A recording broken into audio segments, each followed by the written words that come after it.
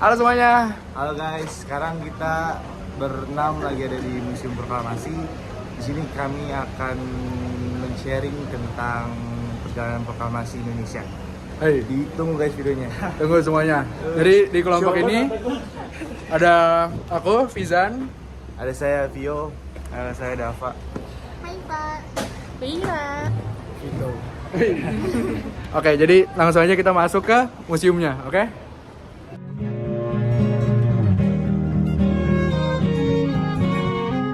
never known someone. Oke, jadi semuanya di sini kita berada di ruang pertemuan, di mana para tokoh-tokoh kemerdekaan tuh mereka semua melakukan meeting di ruangan ini. Contohnya adalah ini adalah apa namanya, kursi-kursi, bangku-bangku di mana tokoh-tokoh kayak Soekarno, Muhammad Hatta, Ahmad Subarjo tuh mendiskusikan tentang kemerdekaan Indonesia, kayak mau jadi gimana gitu. Kemudian di sini ada kursi ya, ada kursi dan meja. Di sini juga ada peninggalan-peninggalan gitu kayak apa namanya? Oh iya, materai. Di sini juga ada kayak artefak sejarah gitu. Ini ada burung ya, burung replika begitu. Nah, situ juga ada lemari-lemari. Dan kemudian di sini ada penjelasan peristiwa yang terjadi di saat itu. Jadi aku jelasin aja secara singkat. Jadi di 16 Agustus 1945, Bung Karno, Muhammad Hatta, Ahmad Subarjo diterima oleh Laksamana Maeda di rumahnya, yaitu di sini.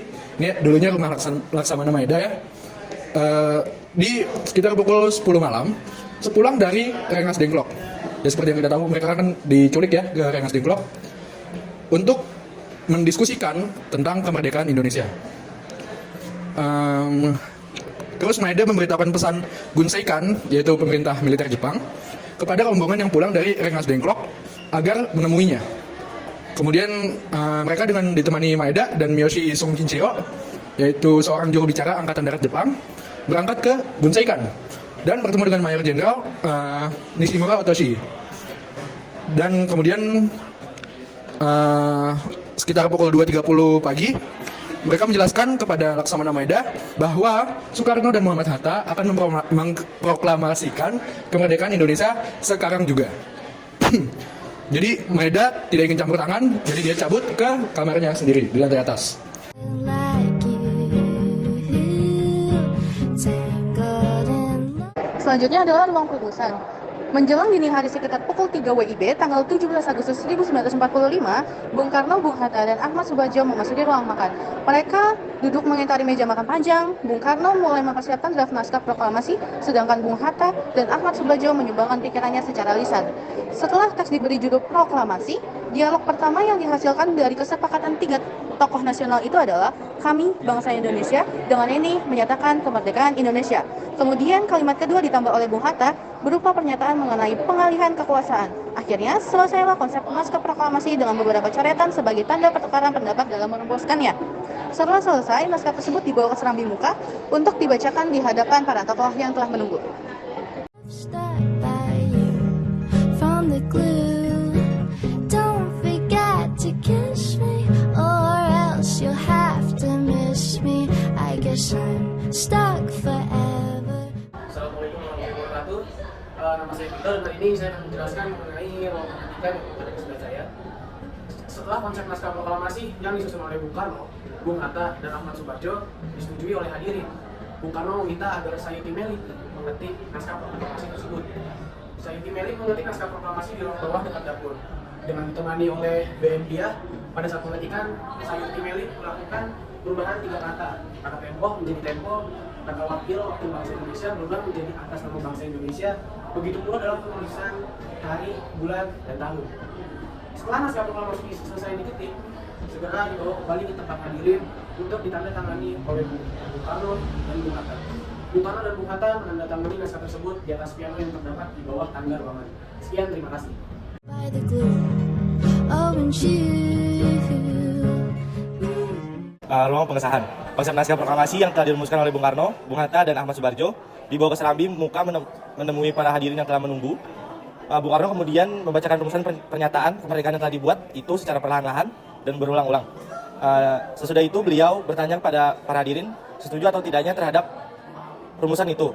Jawaban dari hadirin adalah gemuruh suara menyatakan setuju. Kemudian sempat timbul pertentangan pendapat mengenai siapa yang akan menandatangani naskah proklamasi tersebut. Akhirnya Soekarno maju ke muka dengan suara lantang mengatakan, bukan kita semua yang hadir di sini harus menandatangani naskah, cukup 2 orang saja menandatanganinya atas nama rakyat Indonesia, yaitu Soekarno dan Hatta. Usul itu pun diterima hadirin dengan tepuk tangan dan berseri. Kemudian Bung Karno memerintahkan Sayuti Melik dan mengetik naskah proklamasi tersebut.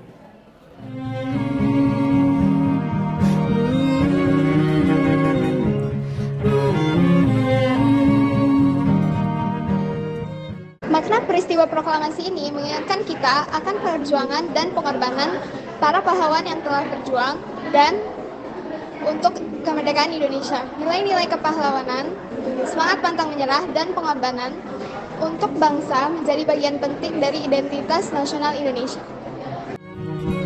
Finding the right words to use for this song. I have you in my show. It won't. Selanjutnya membahas Ria Soekarno.